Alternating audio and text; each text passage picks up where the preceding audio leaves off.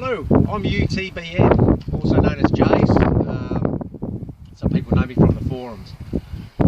We're out in the goldfields of Western Australia. Got Martin here doing some filming. Got a few other friends at the back. Taking some video today just in relation to a harness setup, a method that I use, and also part 2 of that method is with the detector. I'll explain everything, what happened, how I came up with this method. I'm just going to take off. This is how I normally would detect, mind you, as well. Backpack loaded up with water, foods. I use headsets plugged into a module, and the module goes in my left pocket. But I'm going to leave this off.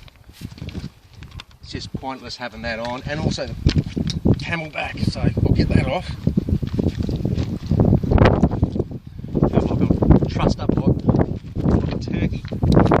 Anyway, just with the harness, Pro Swing 45 harness, it came with the Z. Okay, the original harness came out a couple of years ago, and what happened was I got the info that it was released. It was meant to be a bit of an aid to help detecting, and so I raced into town, grabbed one, and went back out bush. Just one thing about me, I'm a full-time prospector. I pretty much live in the bush for the majority of the year. During the summer months I'll do half days. It's just unbearable, too unbearable, the heat. Anyway, so I grabbed the original Pro Swing 45 harness, and that one only had the one J strut, okay? And that's your J strut that goes down the side. And upon setting it up, the first 3-4 days, it was just unbearable. To me, I didn't like it, not one little bit. I was in a lot of pain, again, inside my right elbow, my shoulder, and also my inside of my bicep. But over time, I made quite a few adjustments, and I got it to a point where I was extremely happy with it, and it was extremely effective, and to the point where I told people about it. They purchased a harness. I helped configure it up to set their body, and hopefully this will help you as well, and I'm sure it'll help the majority of people, there's just no doubt, especially part 2 of the setup. Okay, so we'll go straight to the harness. What I do, how to set it up, or what I've come up with, is your bottom belt has got to be fairly tight, you know, enough to get your thumb in, and that'll lock basically the harness in place on your body, so it stops it twisting, moving all over the place. Okay, and where that buckle is positioned is just below my belly button there. Okay, and that feels pretty comfortable to me. And to get that level, on the back of your harness you've got a Velcro strap. Okay, you can lengthen and shorten that, so this is how you adjust that. There's a number of adjustable points on the harness. Right, so that's that set. The top buckle doesn't have to be overly tight, it just take up the slack basically, really does nothing else there. What else? The big thing I come up with on the original harness, where I made a crucial mistake, where I developed a massive bruise on the inside of my right bicep, was the J strut, the bottom part. It was wound out too far, so every swing of the detector, it was hitting the J strut. You do that several thousand times a day, you know, every day, you'll be in extreme discomfort. So I rapidly learned I had to screw that right in. So I incorporated that into this harness as well. I screwed both J struts fully in. Alright, right, the top part of your harness, I tried to explain it before, but it didn't come across too well, to be honest. You got 2 screws on here. Okay, what I do, or what I've come up with, which I felt was the ideal way of setting it up, was to screw these out to a point, alright, where the top of your harness was quite high, and to get it sort of, to know that it's set right, for me, and possibly you, if you want to try this method, is to hook up the harness, the detector to the harness, allow the detector to go down, and the harness is taking the weight, and standing up, looking straight ahead, you should be able to turn your head right, left, and your chin sort of just brushes it, right? And to me that's a perfect setup.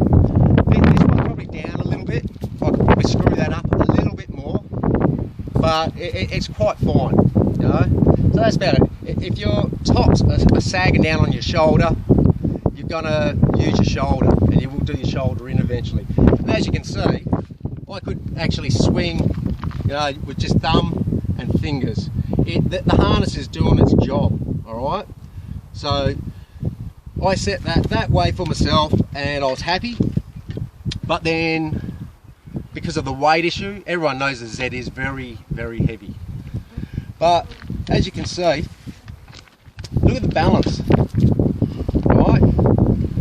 The detector wants to go to the right, so you're fighting that all the time with your wrist to keep it a level swing, see? Okay, so I wasn't happy with that at all. I like to have things set perfectly. So I didn't want to fight it, and what I did was, with your Velcro hook, I adjusted it all over that shaft, everywhere. I tried the lot, and to no avail. It just failed every time. I couldn't get it perfect. I pretty much gave up.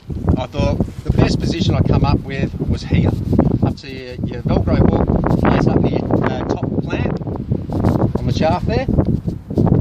That to me felt the best point, but it still wanted to kick out to the right.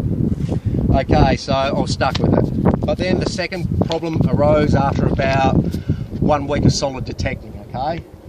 Plane overhead. And that was the bungee cord. And as you can see, every time I swung the detector, it would hit the bungee cord at the bottom of the screen, and it started fraying, right? Now I don't want to keep having to go into a shop and buy another bungee cord time and time again. So I like my equipment to last as long as possible. I come up with a solution myself, and this is how it was an accidental find, the following thing. So what I did, I just adjust that a bit of length. I took the bungee cord and I wrapped it around the screen, around the handle, right? And as you can see, the bungee cord is wrapped just below the quick track button. And you don't want to accidentally depress that while you've got Z humming along nicely. So I secured it there, okay? What I found next was, it was really amazing. I couldn't believe it. So I set that up, and I thought that takes care of the bungee cord. It's no longer to be rubbing against the screen. So I hooked it up, and look at that. The coil sit flat. It sat flat. Not only that, what remaining weight was just simply gone. There was nothing left. I was amazed. I kept it quiet for a few weeks. I don't know why. Just kept it quiet, and I was very, very happy. Look at that. You know, I could swing with up a hill. I could go with just thumb and a finger, but I don't. I use thumb and fingers mostly. Sometimes I use a grip motion.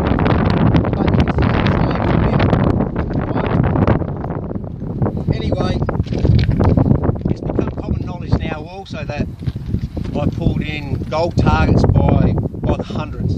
Just simply hundreds and hundreds of pieces. It's been incredible the last couple of days. Possibly over 800 nuggets now. And Martin witnessed yesterday I pulled in 52 in a day. That was quite incredible, I thought. That's my record.